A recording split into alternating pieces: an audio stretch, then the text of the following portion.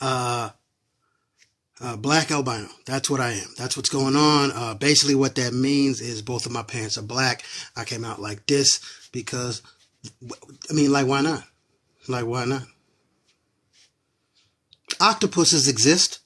So why not a black albino? You know what I'm talking about? You know what I'm saying? Like, you think that I'm crazier than an octopus? It got 8 arms, dog. You know octopuses is octopussy? Octopi? Yeah, octopi. Like multiple, like octopi, you know they got brains in their arms, right? You know that, right? They got brains in their arm, but this is confusing to people. Like, I don't understand that. You know what I'm saying? Like the elephant trunk. Just think about an elephant trunk right now. Just go ahead and think about an elephant trunk. How crazy that is. Just the elephant trunk. How insane that is. But people will be like, but you can say the N-word? That's crazy. Like, how are you surprised by it? Like, why is this shocking and nothing else is?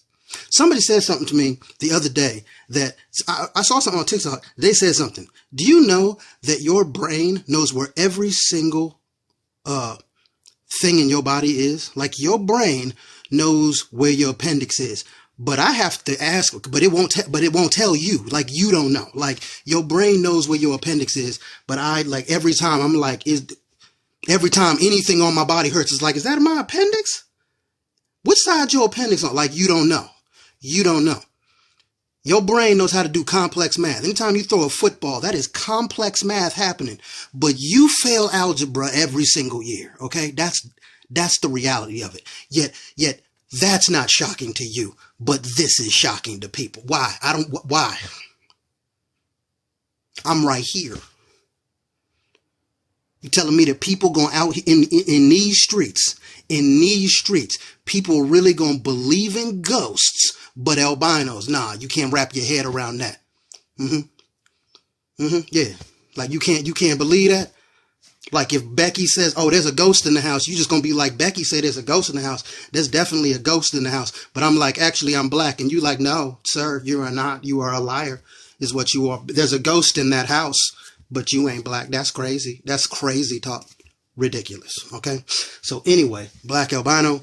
And it's not like it's just black albino. It can come. It's not a thing that just black people get. It's a everything. White albinos just look like white people with all the pigment taken out of them. You know what I'm talking about? But like, I've seen Chinese albinos, which actually, it would suck the most to be a Chinese albino. Like, I think that it sucks to be an albino because, you know, in certain parts of Africa, they be just like hunting albinos and stuff, you know what I'm saying, for like magic powders and stuff. Don't do that. Don't do that. But, and then in like other places, albinos is like, you know, we was in the circus. We just in the circus in like the year, like 1915. Like, they just had us in the circuses and shit. You know what I mean? Like, we come, not even in the freak show. They was just like, y'all ever seen some shit like this show? You know what I mean? Like, freaks, they could kind of explain, but like albinos, they were like, we don't know. We just put them behind bars and thought maybe y'all know? Didn't know nobody knows? Okay. Well, then I guess that they are. It's crazy, really. It's crazy. So yeah, it's all types of albinos, man. All types of them. But I think that being a Chinese albino would be the worst because, like, when I walk down the street, people, you know, sometimes people give me looks, so they'll like be like, "Oh man, this is crazy," or he like weird looking or something like this. But a lot of the times, people just either know I'm a black albino, or they just assume that I'm a very odd looking white dude. Or they just assume that I'm the light-skinned of the light-skinned. You know what I'm saying? But if you an albino in China, everybody's going to notice. Like, you're not sneaking by nobody. You're not just going to hide in the back of the class. Nah, we can pick you out from space. You feel me? So, like, I feel like being a Chinese albino, probably like, cause also it's like so many of them. And like, if you like a Chinese girl albino, oh, your parents must hate you. Oh, your parents must hate you. I'm sorry. Damn it, I'm sorry. Oh, but I love you. So, that's the albino thing out the way. What else? I'm legally blind. My vision is bad. That's why my eyes go back and forth. I'm not trying to tell you that somebody's behind you is what I'm trying to say. Like, I'm not trying to do none of that. Oh, thank you. uh, yeah, my vision is bad. But it's not bad like you think it's bad. Like the shaking, I don't see in shakes. My eyes get tired easy and dizzy. I'm not colorblind. I don't know who came up with that. I don't know why people just think that I'm colorblind. I'm legally blind. What legally blind means is that my vision is anybody legally blind is 2200 and above. But when I say, I don't know why people have a problem with that word, because when I say legally blind, all people hear is blind. That's all they hear. Why don't they focus on both of the worlds? If I was just blind, I would have just said, why would I add the extra word is what I'm trying to say. So just using, standard deduction would lead you to believe to add, hey, what's this other word mean? But they don't be doing that. I'll be like, I'm legally blind. And they be like, well, how do you read the comments? The same way that you read the comments, first of all. Second of all, do you think that blind people just can't be getting comments? Like blind people just have no way of functioning in this world at all. Like if you blind, how do you read the comments? So basically you saying that all phones are just made for your eyes is what you trying to say. You blind, you can't do nothing. People really do have that attitude. And I'm not talking about just people, like just y'all. Me too. Everybody does that. Like if you, like this is a psychological phenomenon. I can't remember what it's called because it's been a long time since I failed out of college. But basically it goes like if you are walking down the street and you trip on the sidewalk, you will immediately look down at the sidewalk like the sidewalk did something wrong. But if you are in a window and you watching somebody walk down the sidewalk and they trip, the first thing you'll do is assume that they stupid. So when it's you, it couldn't have been you. It had to be the sidewalk. When it's somebody else, it couldn't have been the sidewalk. It had to be them. So, and I think we all do that. I just try not to do it because it would, when you look like this and you got vision like this, people just assume if they can't do something, then you can't do it, which is crazy. We all do it. Like, you know what I mean? We all do it. How many people get so pissed when people talk about mental health? Like, man, ain't no ADHD. You just stupid and lazy. Sometimes you damn right. You goddamn right. Just because you got ADHD, I don't know why people think that you can't also be stupid and lazy. 100% can. I am not smart. Lazy as shit. Lazy as shit. But also have ADHD. The problem is that like, if you see somebody walking up some steps, right? And they only have one leg and it's like struggling to walk up the steps, you understand why they're struggling. You know what I mean? Like, so you're not going to just be like, man, get your ass up the steps, dog. And if they look back, and here's the thing, some people might be like, man, get your ass up the steps. But if they looked back at you, you would immediately be like, I don't give a fuck, you only got one leg. But you would acknowledge the fact that they only have one leg. But since you can't see in somebody's brain, you assume that their brain is made up just like your brain is. If the outer body is complicated, then why?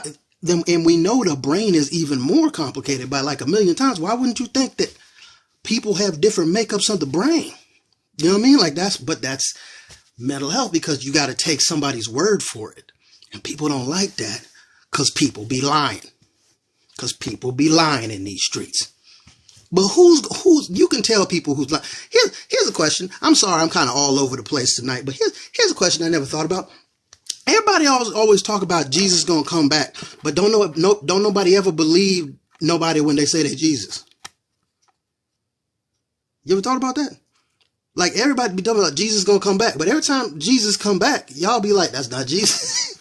People be like, that's not Jesus. Maybe it is. Like, I feel like if Jesus did come back, he would probably be crazy because he missed 2,000 years. You feel me? So like, of course he's not going to come back and be like, hey, does somebody got an iPad charger? I got to just charge. No, he ain't been here.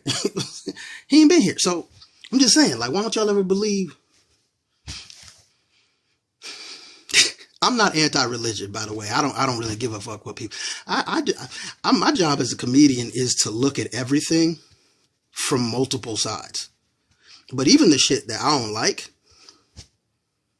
so, you know what I mean? Like, I don't have, like, the best comedians the best comedians, in my opinion, like the ones that people look up to the most, like the Pryors, Chappelle's, Louis C.K., Don Rickles, Eddie Murphy, you know what I'm saying, like Chris Rock, Bill Burr, of course, Patrice, like the people who, like, people were like, man, those motherfuckers were like, are funny. Bernie Mac's another good one. They could look at something. If I can argue, like, what I want to be able to do is what the greats did. And that's be able to, they could logically argue anything from either side. And then they could create, and not only could they argue from either side, they could create new sides. They could create new points of view. That, to me, is that's critical thinking. Like, that's the goal. Because because, like, the idea of making a room full of people laugh is crazy because they don't know each other. So one of the reasons that comedy has been around for so long and why it's so, like, hardwired in is because comedy is so subjective. Like, what one person laughs at is not what another person's going to laugh at. But then you got these comedians, these great ones, who can get 5,000 or 10,000 or 20,000 people in one space and make all of them laugh at the same joke. These people don't have anything in common. They don't know each other. And they're doing something that's very vulnerable in front of everybody else. But this comedian basically made 5,000 strangers that don't know each other or him agree on something.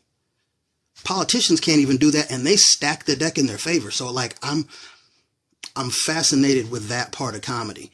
And I think that the wider open, because I think one thing is that you understanding doesn't mean acceptance. You can understand how something works without liking it. And I think that part of it, for me, is like the dopest part.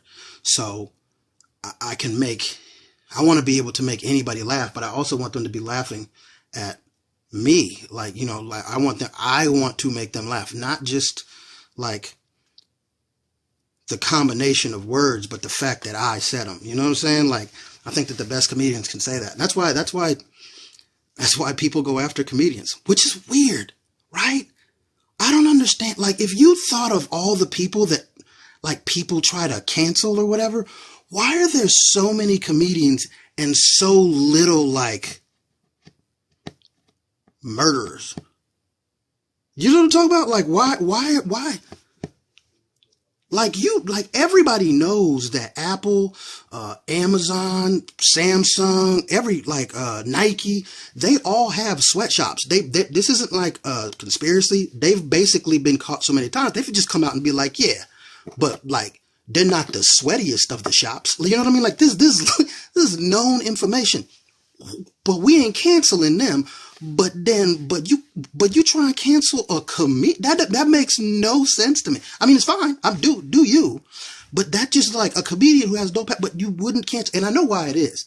Okay. I know why it is. We all know that Amazon treats their customers terrible. We know this for a fact. We know this. We've seen enough videos. They've come out and said it, and it's too big of a company to not do that in a warehouse situation. Anybody who's worked a warehouse job knows that 3 days on, 4 days off, 4 days on, 3 days off shit, that 12-hour shifts, it's fucking insane. It's not fun. It's not good. But I'm telling you right now, I'm ordering all my Christmas presents on Amazon because it's convenient. So you just like, but look, not every job is going to be great. So you do shit like that, but we need somebody to blame it on. So we choose comedians because they're the ones that are like saying things. I don't know. It's fascinating to me, but I don't know what the fuck do I do. I'm laying on my, this is my life, y'all. I have a baby blanket under me. Okay. Just don't listen to me. I do have great ideas though. I do have great ideas. I think that, every kid in the hood, in low income areas and in the country, like if your school, cause I went to a big ass school. Anybody else go to a big ass school? Like I went to a school in Florida, like 5,000 kids in it. And then I went to a school in Washington that had like 2,000 kids. But I got friends who like grew up in the sticks and shit. And they were like, yeah, my graduating class was 7. And I'm like, God damn. And like, and I remember being in classes with 40 fucking kids in them, and we had like 9 books. So I'm like, yo, that's not cool. But then like the younger generation is actually doing this more than my generation did. The travel, because it's gotten a lot cheaper. But most Zennials, is whatever you want to call it, kind of in between Gen X and Millennial, didn't get their passports, so they were past 30. And like, we're already going out. Like, we got our shits because we were going out. We didn't go, like, get them to go out, which is crazy. I think that we should teach foreign language from kindergarten to 9th grade. I think that that's the way, because by the time you get to 9th grade, I don't care no more. You know what I mean? Like, at least for me, I don't care. Because, like, you know what I'm saying? Bitches. You know what I mean? Like, I don't care about voulez-vous. You got to teach me that when, like, like, that's what you need to teach the kid. Like, kids, like, that's when they soak it up. They soak it up. Also, I feel like it's going to teach you, because first of all, you got to understand something. Kids who know another language, anybody who speaks it, if you're bilingual, you'll, in the work community, from almost any job, you can get about $10 more an hour, average, just for knowing another language. Like, it's crazy. Kids who know the other languages also have more confidence. So I think that it would help. Also, if your kid is learning Spanish or your kid is learning Japanese, I think we should teach Japanese. I really do. If your kid is learning Japanese or Greek or something, you gonna learn that shit too, because you ain't gonna be having him cussing you out in another damn language in your house. You feel me? Like, I feel like it would just help everybody, is what I'm saying.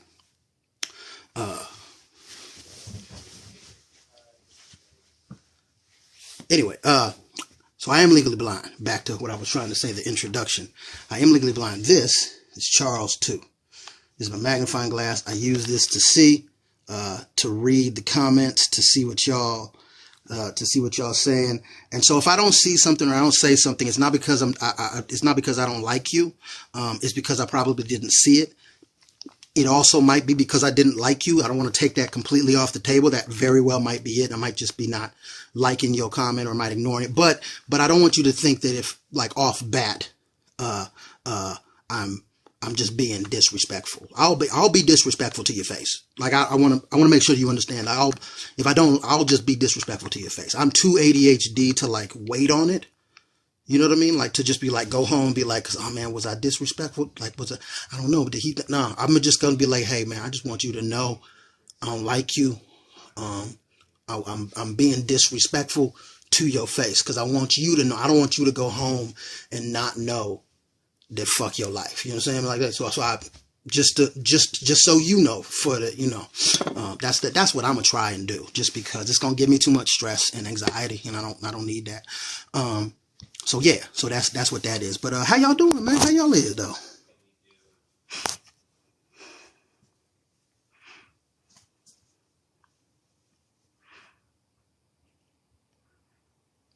Please tell me how you get roles for acting. Man, let me tell y'all something. I know y'all think the glitz and the glamour is not all glitz and glamour. Here's the thing. I've had this year, in the past 6 months, I've booked 4 acting roles, 4 speaking parts where I had at least a line. 4 in the past 6 months. I hadn't booked 1 in 16 years in Hollywood. Not 1 speaking role at all. When I had lines on Legion, I didn't get lines, and I didn't audition with lines. I auditioned for a guy who didn't speak, and then they added lines in because, I don't know, I guess I looked good on camera or something. But they were added after, which was the first time I ever got to speak on camera, and it was terrible. Oh, it was so bad. It was so bad. I felt so bad because I was with this dude, Dan Stevens, and Dan Stevens played the Beast in Beauty and the Beast, and he's a really good actor, like a really good actor, and I was like nervous. I was trying to geek out, because I didn't know that I had lines either. I was reading this script, because like I said, at first it was just like, okay, here's the whole story. All right. I apologize. I'm gonna get back to the questions, but I think that this is a funny story. So I had an audition. I was going to a comedy show in Laguna Beach, California. a couple hours outside of LA. And I was with the homie, and my agent called me. And my agent name was Goro at the time. Big Chinese dude named Goro. I like that dude. He blinked a lot, but he was cool as hell. You know what I'm talking about? But anyway, he calls me, tells me I got an audition. And like, he's like, you have an audition tomorrow, at 12:30. And I was like, okay, cool. We were going out of town. Me and Zane, who I was with, we were going out of town. It was Wednesday. We were going out of town Thursday night. The audition was Thursday at 12. And, hold on. Yeah, the audition was, at 12:30 the next day, which was Thursday. So we were going out of town on Thursday night to go up to San Francisco and do some shows. So Thursday I go to the audition. I'm at the audition and I'm looking to check in, but there's nowhere for me to check in. So the last guy comes out and I just go into the room, and the lady was kind of like, what you doing here? And I was like, I'm here and she was like, are you here for the monk? And I was like, yeah. And she was like, oh, that's tomorrow. I fucked up and didn't look at the ticket on the date, and it said Friday, but my agent told me Thursday, and I didn't look. So I just went, and I was like, oh my God, my bad. I'm so sorry. She was like, well, you're here. Let's just do it now. So she basically just had me do some like, okay, you hear something. And I was like, cool. All right, you see something off to your right. And I was like, all right, cool. And she was like, all right, cool. That was good. And then she slated me, which is basically get my profiles. You know what I'm saying?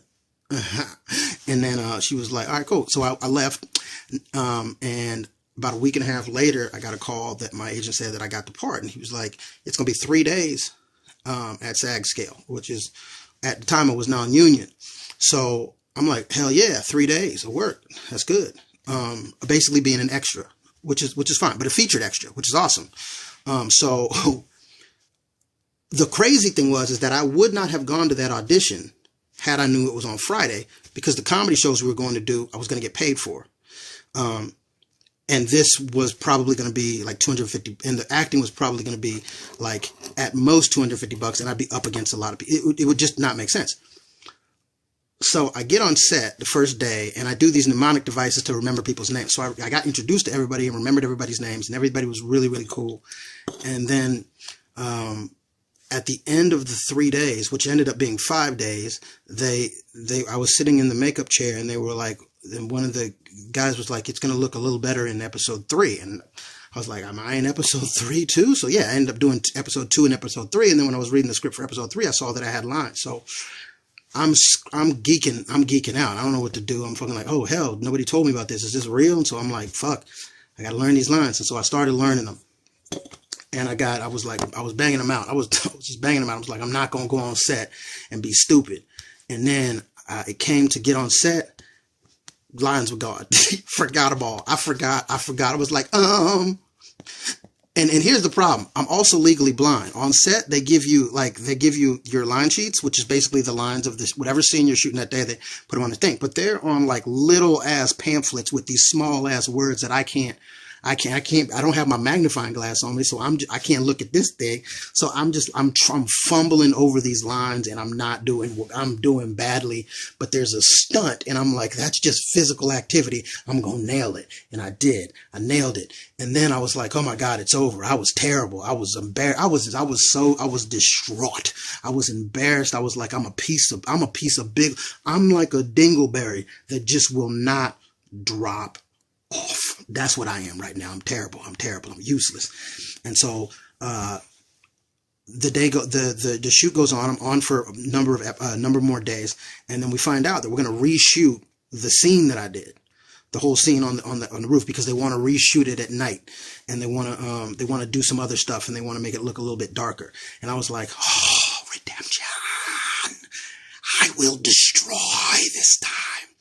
And we got to the day, man, and I was like, yo, let's go. You know what I'm saying? And Dan's over there. I'm about to like, because I knew that the first time, like, I totally crapped the bed, and Dan had to work with this piece of shit. But I'm like, yo, now I got the opportunity to come back at him right now, and it's about to be fire. And I shit the bed again, all dookie down the side and the sheets. It was mud dumps just all over the place, just random, repeated, and funk-filled mud dumps of acting abilities. It was terrible. Terrible is what I'm telling you it was. Terrible. So, but the whole time, Dan is just like, he's walking me through it. I feel like he can see that I'm not forgetting my lines. Like it wasn't that I didn't not rehearse. It wasn't that because I did, I rehearsed so much. I'm just like, this is my first time and I'm not confident at all. And I'm terrified. And he powered through it and there was not one hint of this dude is terrible. Oh God, this guy, there was none of that. He just like picked up the slack and was just fantastic. And we got through the scene, and then I went in my trailer and I cried a little bit. And then it came out. And then because of it, I ended up getting SAG, and that was awesome. And then I went to the rap party, and Dan actually remembered me, and I was like, sorry, man. He was like, man, you were fine. And so, and then it came out, and I still think I did terrible in it, as I do in pretty much everything I do. But you got to remember that you got to miss a lot to make a little. And sometimes when you're acting, or when you're doing comedy, or when you do, you got to miss in public. You know what I mean? Like, that's one of the hardest part about comedy is our practice is live. So when somebody says something, people have this reaction of, though that's the first time that's been said or something like that. And sometimes it is, but any special that is ever seen, that comedian was working on that special, that exact special, almost down, like probably down to the word, for 6 months to a year. So there's no jokes in any special that don't work. Period. So that's why it's an insane thing to judge a comedian on a special. I think it's stupid to judge any comedian when they're on stage. Honestly, here's the funny thing. The easiest way to to tell a comedian that you don't like a joke is to not laugh. Like, we're spiteful. If you're like, you should stop telling this joke, I'll go home and write an hour and show up on your lawn. You know what I mean? Like, I ain't got shit else to do, bruh. Bill Burr ate ramen and slept on a futon for 12 years. Bill Burr started doing comedy in 1992. People didn't know who he was until 2014, maybe. Kevin Hart started in 97. Louis C.K. in 85. Joe Rogan in 1990. Like, it takes... Chappelle started when he was 14 in the early 90s. It takes so long to become good at this. It takes a lot of failure, but by the time you get to the point where you've been doing it for 20 years, you can still be hurt, but it's going to be hard to hurt you while you're on stage. But people are free to do whatever they want, and that's good. So yeah, went off on a little tangent there. But how do you doing? How do you get your auditions? How do I get my auditions? I have a manager, and I also submit myself. Most actors, like, you do have a manager, and you do, like, some actors have a manager, some actors have an agent, some have both, and some have neither. But no matter what you have, for the most part, unless you are like Leonardo, unless you're the bigger actors, your management is submitting you for stuff, but you're also submitting yourself for stuff. Thank you. Thank you guys so much for donating. Please, I really appreciate it. It's all going to my ticket to get back home to Washington, because they not cheap this year. For Christmas, trying to get home for Christmas.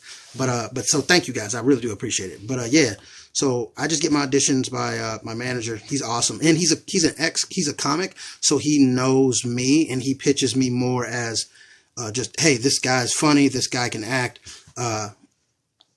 instead of he's an albino. I mean, like, I'll take an albino role, but like all the roles that I've gotten this year, this is the first time Marvel actually did it. Marvel was the first ones to do it. Because in Legion, I'm not playing an albino. I'm playing just a monk, which is rare. So, thank you guys. Hey, man, appreciate you. So, yeah, but, yeah, that's how I get my roles.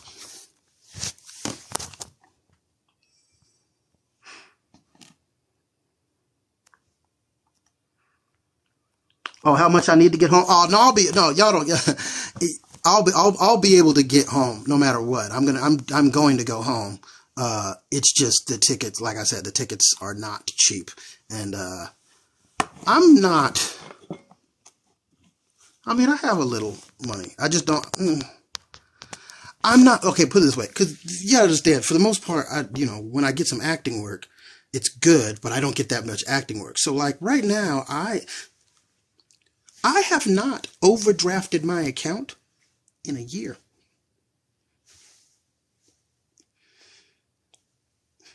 Like I'm not balling or nothing like that. But you know what?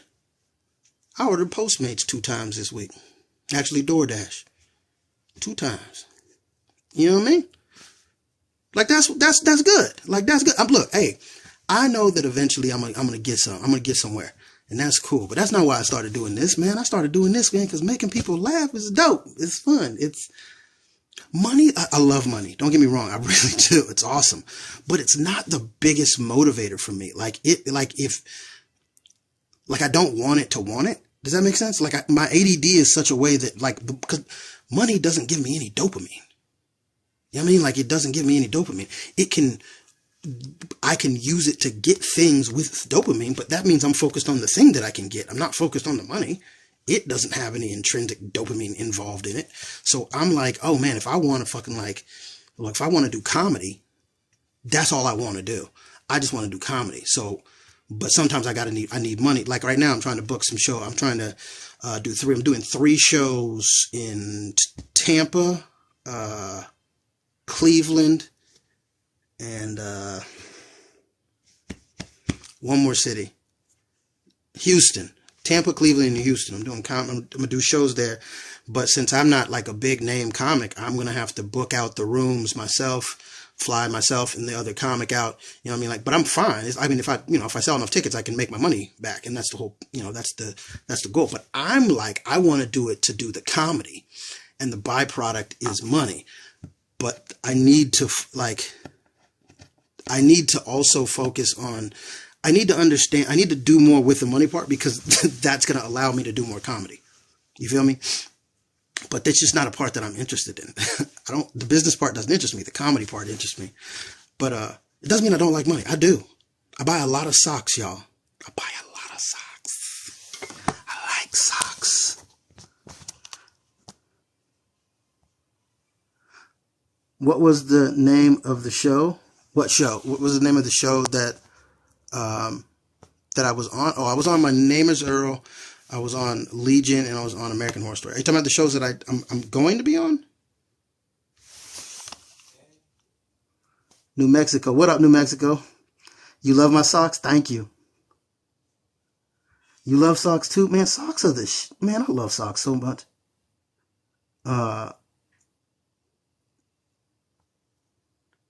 Come be in a Gesture Films project in Seattle. Dope, dude. Yuma AZ. Oh, my homie lives in well, he's from Yuma. One of my best friends. He's from Yuma. Well, he lived in Yuma. I don't know if he's from there. I think he's actually from San Diego, but he stayed in Yuma.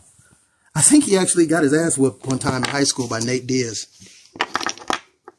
which is that's not an L. I don't count that as an L. That's not an L. Like you can't be like, man, when I was in 7th grade, Mike Tyson whooped my ass. Like, I'm not gonna clown you for that, dog. He made grown men poop their pants. Okay?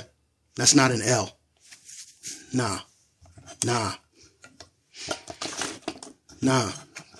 Hey, look, let me tell you something. There's no L's in fighting. I don't care. You ever been hit? You been hit? You ever been hit real hard? You ever been hit so hard you just sit down? You done?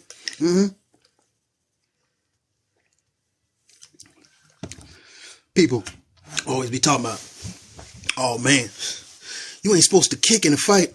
Damn that. I'm kicking. I'm biting. I'm poking. I'll twist your cluster off, fam. OFF. Off. I will twist your cluster off. Nah, I don't give a damn. I don't want to fight. I don't want to do this. I don't want to be in this.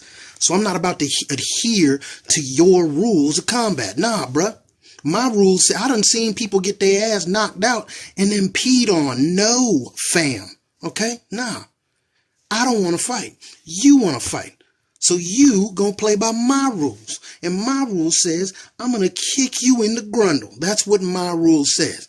I'm gonna scream ape ray at the top of my lungs. And while you're distracted, I'm gonna poke you in the eyes. I don't give a damn, bruh. I've been choked before. You ever been choked? And I don't mean like choked. I mean like choked, okay? That's a different. This is technique, okay? They're trying to put you to sleep. They're trying to stop the situation. They're trying to get you in a situation where you can't hurt them no more. This, they trying to end your life, okay? They trying to finish you. They are trying for this to be a wrap for you. They are trying, like this is what, when they doing this is when they get close to you talking about some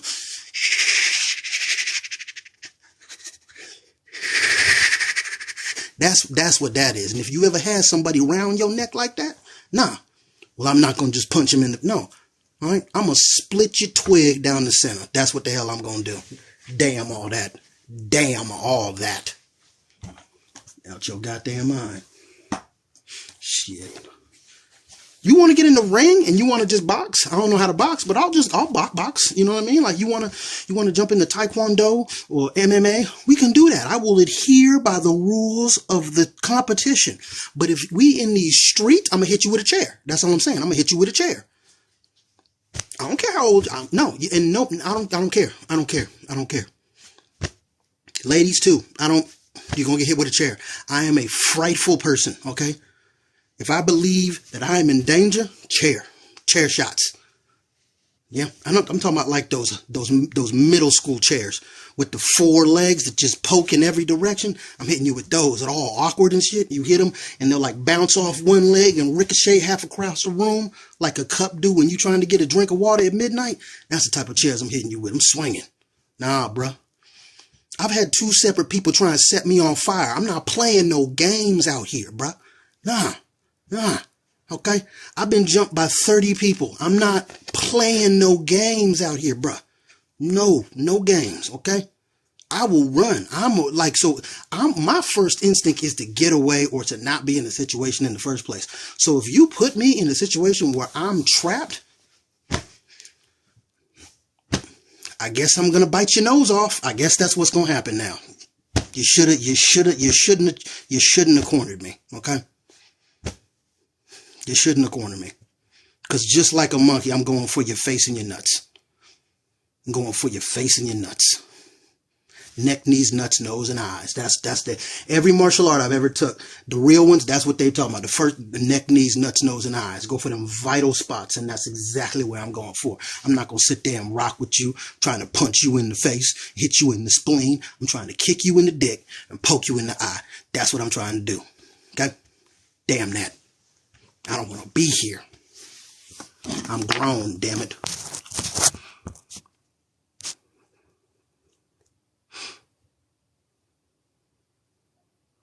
Oh, pancreas and liver. See, that's another thing that people don't be talking about that. Let me tell you something. If you think that like street fights are fair, I want you to go right out right now. And I want you to get your little sister under the age of 8 to punch you 50% in your liver right now. Just your 8-year-old baby sister with the soft hands, 50% in your liver right now. Your eye is going to fall out of your socket.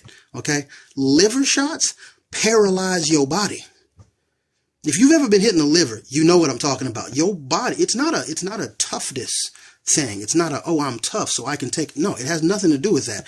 Your body doesn't know what happened and decides to figure it out. And it has to reset everything. And that's why people get knocked out. Like you'll see the liver shot and they'll drop their hands. It's because their body is not, it reset. Their body reset. That's how you can knock somebody out by hitting them in the liver. You can knock them unconscious because your brain does not understand what happened. Nah. Liver shots are nah.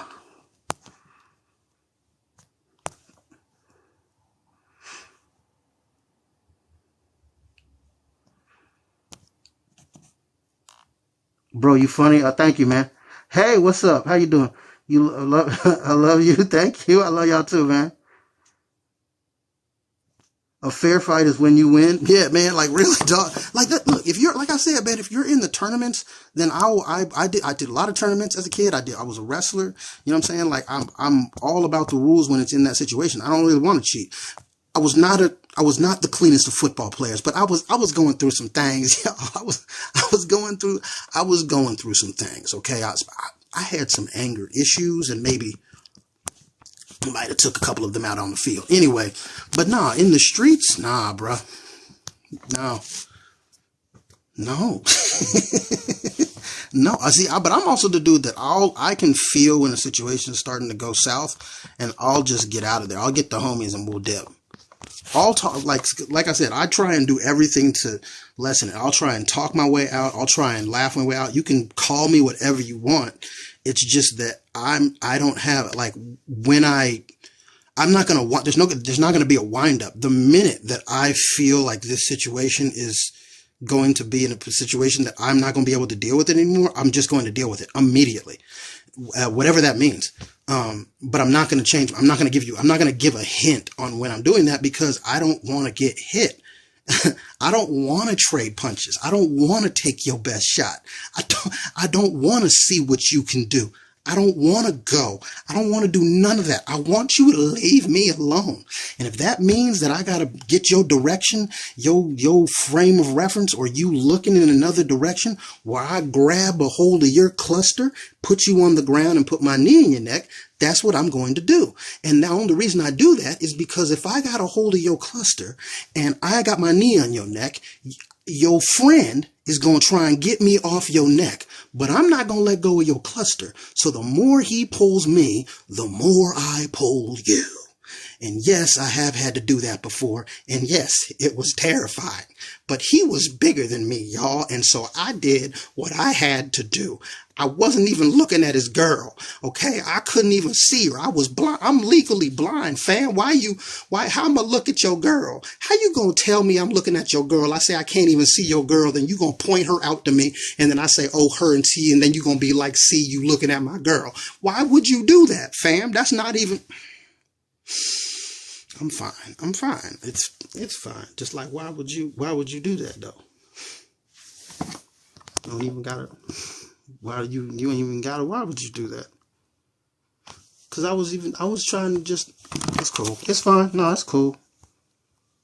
I'm fine. It's just fine. I just not, hi from Cape Town. What's up, Cape Town?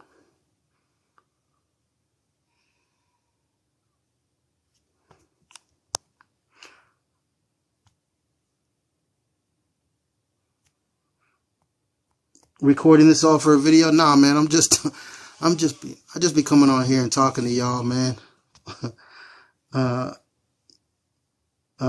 Shout out the beard brand. Oh yeah, my homie. Oh, is that Thomas? Motherfucking Thomas. I shouldn't be cussing. Damn it. No, that's Thomas. That's the homie Thomas, man. He's got a beard trimming kit that he's got, that I actually sponsored it last year for Christmas. It's actually pretty dope. Y'all should go check it out. It's the Beard brand I'll put a link in my link tree. Actually, I don't do a lot of, like, I like helping. It's not just that I like helping out the homies, but like, I like helping out the homies when they got good shit. So some of the homies got ragged shit, but I just like helping out people who people who send me their merch. I wear it.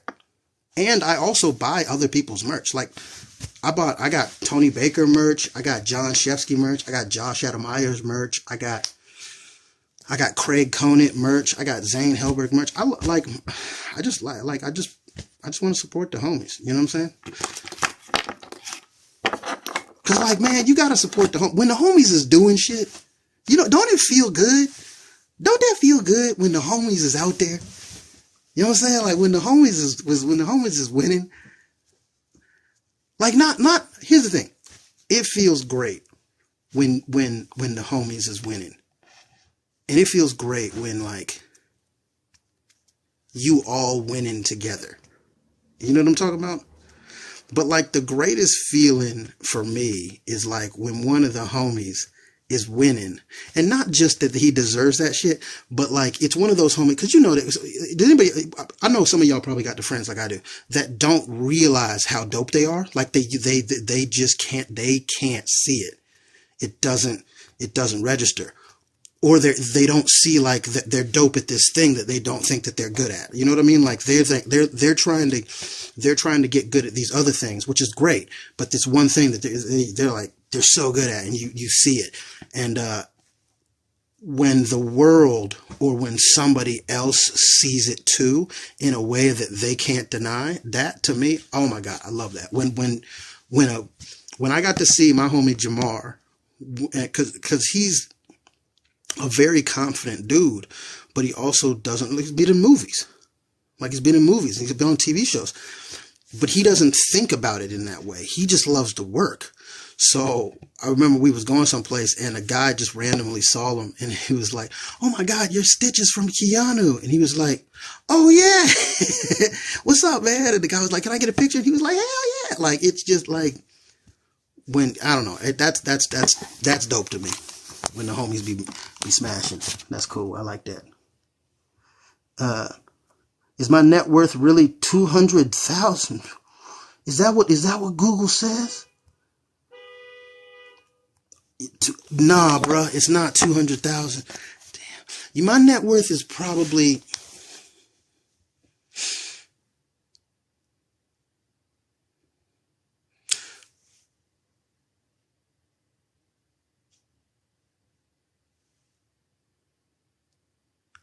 this is going to sound sadder than I would like it to, but there we are. I think the most expensive thing I own is my sock collection.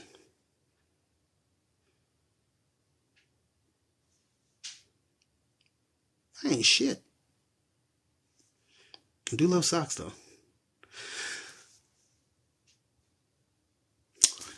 My computer costs, like, with tax, it was just under $800. I don't know how much I've spent on socks. And that's not counting that's not even counting the amount of socks that people have bought for me. But no, it's not 200,000 yet. It will be one day, but whew, today ain't that day. It's not zero though. It's not zero. I don't want y'all to think that I'm just like I'm not eating ramen no more, damn it. I mean, I still sometimes eat noodles, but it's not ramen noodles. It's expensive noodles. I eat real noodles, dog. I'm out here in these streets. Damn it.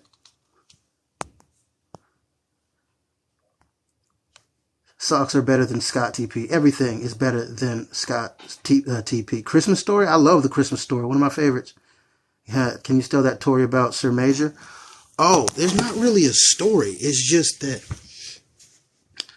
like, Sir Major was, he was this guy that was on American Horror Story, the 3rd season with me. And he was just a douche. He was, how do I explain this? So he was just doing everything wrong. He was just an extremely self-centered and selfish dude. And he was doing things. Now look, not everybody's going to get along with everybody, and that's fine. I don't have any problem with people. I've dealt with difficult people before. He's not really difficult, and he hadn't really been in anything. But the first thing that I hear about him is that him and he had been apparently claiming to be an albino, black albino guy named Sean Ross. Sean he's one of the first. He's like the first albino to have a line at like Golden Eagle, and yeah, so he's been on the Oprah show. Sean's awesome. I've actually worked with him. He was actually on season 8 of American Horror Story with me, along with the Soul, the Pale Horse. He's a black albino. He's a rapper. But Sir Major apparently was saying that he was Sean. And I didn't know this, but Corey called him on it. And then, Corey was the other albino guy who was on the season 3. And it was fine. It never ended up being nothing. And he seemed to like me. Sir Major did. He seemed to like me. But he seemed to like him a lot more. And this is why I felt bad. I hate the motherfucker because he basically,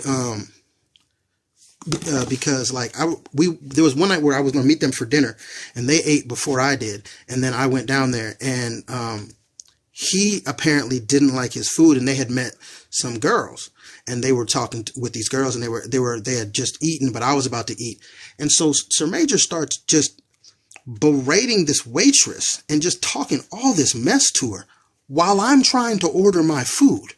I'm like, bruh, I'm trying to order my food.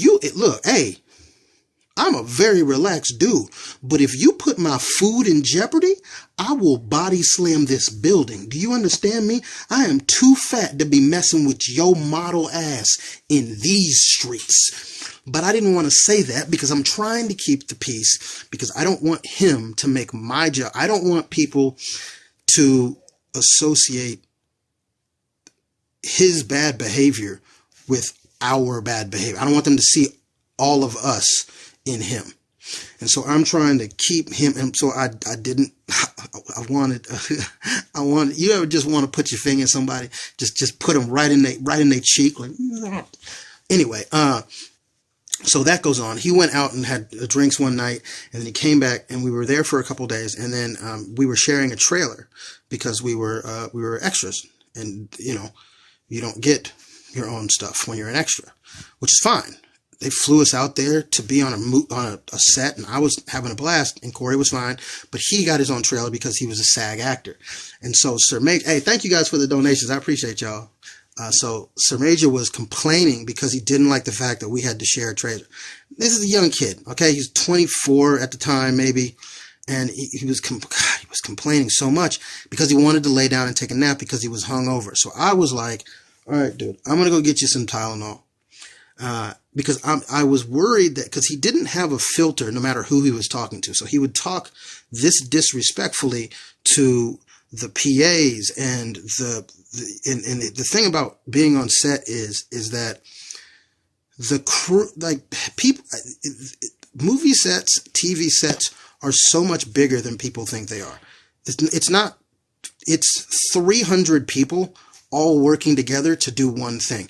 The crew, I love acting. I absolutely love it. And I'm not one of those actors who's like, oh, our acting job isn't hard. It is hard. There's a lot of stuff that we have to do that's uncomfortable, hard. It's hard to act sad in the scene with 12 people in it and light in your face. It is difficult to do some of this stuff. But the fact is that I'm never the first to show up, and I'm never the last to leave.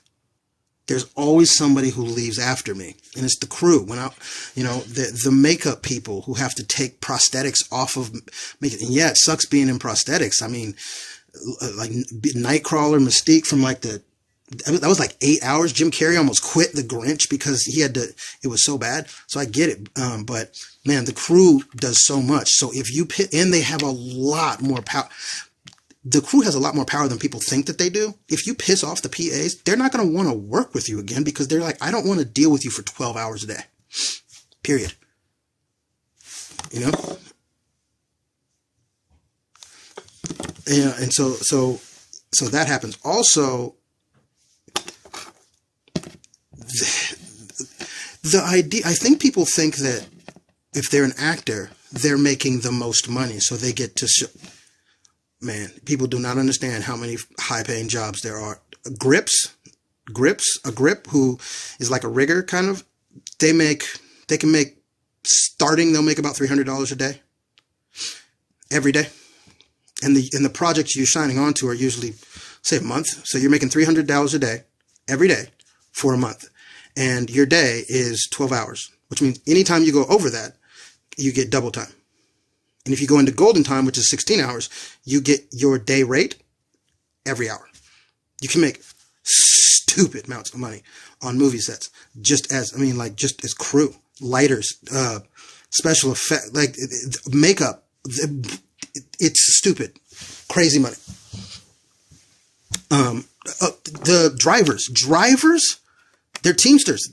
You got to be the team. They're teams. Like, yeah. So don't think it's just acting. But anyway, so back to Sir Major. So I'm like, okay. I'm sitting outside now, waiting for a PA to come by to give me some Tylenol so I can give it to this entitled. And I'm getting heated now because I'm like, dude, I'm out in the sun now, taking an L for this dude because he's about to mess up my job. Like, at what point, like as Charlie Murphy says, like, I know this is Rick James, but my hood side just staying stomp this motherfucker out right now. You know what I mean? Like, and that's what my head was thinking. It was like, yeah, I know that I'm on set and I'm trying to be respectful. I'm trying to keep the peace, but also I could just knock him out right quick.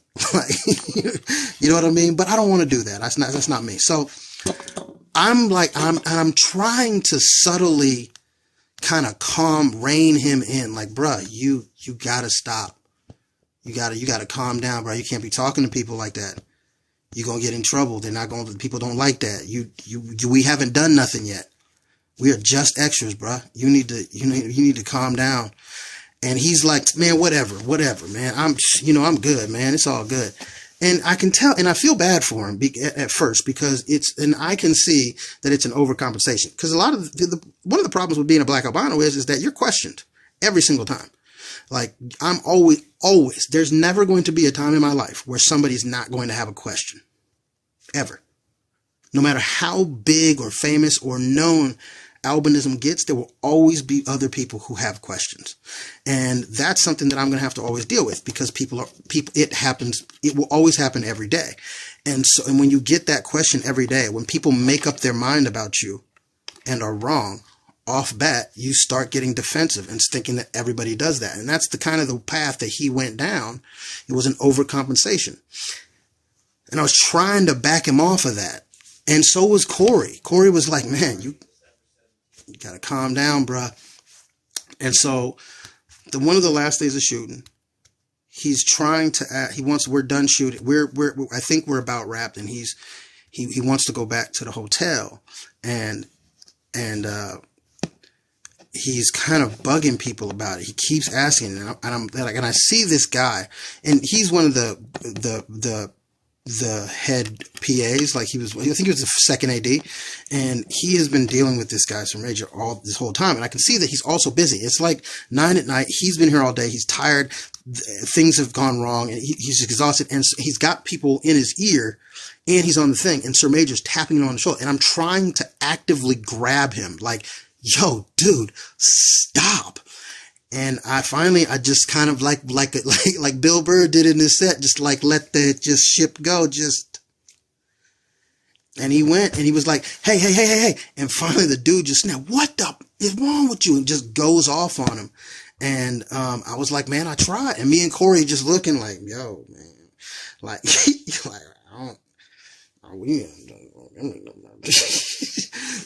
and they ended up not asking him back to do another episode. They did ask me back, which was weird. Corey, they asked, I think, back, but there was a conflict. He was doing another project, but they did not ask Sir Major back, which is sad because he looked better than me. He was a model. He had abs. He cocked on D's. You know what I mean? He had all his hair. He had face hair that didn't make him look homeless the longer it got. You know what I mean? Like, he was winning. He was tall, 6'1" or 6'2". But instead, because he was acting the goddamn fool, they kept the short, fat, bald, raggedy faced, pockmarked neck, turkey hot dog links in the back of the neck, waddle stepped, so fat that they had to go out and get another suit because the one that he gave them measurements for was not big enough to get around his gut. They asked me back instead of him. So this is the thing. Don't be a dick. Just don't be a dick. I don't care. Don't be a dick. That's all. Just don't be a dick. Good things happen when you're not a dick. Bad things happen also when you're not a dick. But just don't be a dick. Just don't be a dick. That's all. You know what I mean? Like, that's all. Just don't be a dick. And it's hard. It's hard for people to do that because when we are dicks, and we all are, we feel justified in our dickly behavior. You know what I'm saying? Like, why do we go to McDonald's? Like, here's the thing. Everybody takes their day out on the person below them. Nobody takes their day out on anybody above them until they have leverage. You know what I mean? Like, until they have leverage, they don't take their day out on them. But like, when you go to McDonald's and like they get your order wrong and then you lose your shit because they messed up the pickles, you're not doing that because you're mad at this 16-year-old who's just trying to get some money so they can buy some J's so the girls will touch their weed. You know what I mean? Like, you're not mad at dude. You're mad at your boss because he's raggedy. You know what I'm saying? Like, that's why you're yelling. That's why you're mad. You don't really care about pickles. It's not about pickles. It's about Barb, okay? It's about Barb from work who's always on the damn ice machine, always on the ice machine and the coffee. That's why you're mad. And that's why you took your day out on just Brandon. He didn't know. He didn't know. He didn't know. All right? It's why we take our day out on meter maids, because they are the least insulated authority figure. Here's the thing about meter maids. 90% of the times you get a ticket, you fucked up. Like it was your fault. And then what you do is you ask for a hookup from a stranger. And then when the stranger doesn't give you the hookup, you tell that stranger that their children should die. You know what I mean? Like that's how people be with meter maids. I've seen people cuss out meter maids that weren't even ticketing their car. Like you come out of a restaurant and you see another car getting ticketed and you're like, hey, meter maid. Hey, meter maid. Your mama. You know what I mean? Like, that's crazy. That's crazy. That's crazy. That's insane to me. I love meter maids. I think they're the most tolerant, nicest people in the world. Because if meter maids had guns, we'd all be dead. Every last one of us. Me included. We'd all be dead. Because we've all said something raggedy to them, and we know it. And we don't say like little raggedy things. We don't say, you're a piece of shit. We say, you're going to get syphilis and your grandmother's going to die tonight. Like, we say the most raggedy thing that we could possibly say to these people. I love them. I love them. I feel like if you can last being a meter maid, that's on some Buddha type shit. You feel me? That's on some Buddha type shit. Because it's the only profession that regardless of the price tag of your car, you are still going to be raggedy. You know what I mean? Like, it's the only thing that brings rich people and poor people together. You know what I'm saying? If a rich person is getting ticketed, poor people DeAndre driving the hoopty is on that rich person's side. For that moment, he's like, you goddamn right, Kenneth. Yeah, you cursed that meter maid having ass dude out. I'm with you on this only, but I'm with you. You know what I mean? Like, that's just how it is. So I think that meter maids are low key just Buddhas, in my opinion. I think that they are Buddhas. They are just, because if I was a meter maid and I heard some of the things that people be saying to them, I'm slashing everybody's tires. Nobody's getting home. Nobody's getting home. I'm going to get fired my first day. I'm slashing everybody's tires. Everybody. Say something wrong, and I'm in your face too. I'm just going.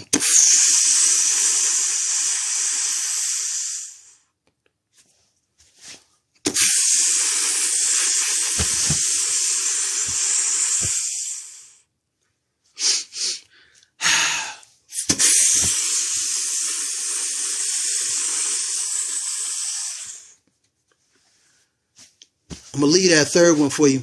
Yeah. You're going to have to still get 4 tires, but I'm going to leave that one for you. Just so you think about, maybe I can drive home on it. I want you to feel that pain. Yeah.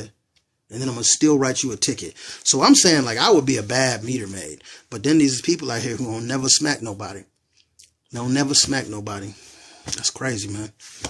Respect to the meter maid.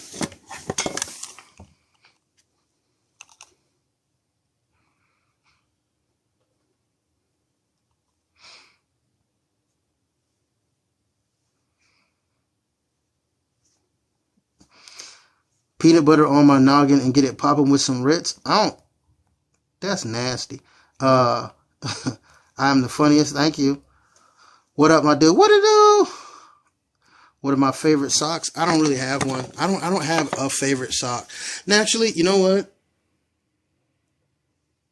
I have some Rocco Modern Life socks with Rocco on one sock and Heffa on the other. And These are my favorite socks. I like these a lot. That was a hoot. I love those socks. Those are not my, I don't know if those are my favorite, but they're definitely like up there. All right, y'all. I'm going to jump off for tonight. You guys have been fantastic. Hey, everybody who's donated, thank you guys so much. I really do appreciate y'all. Y'all are awesome.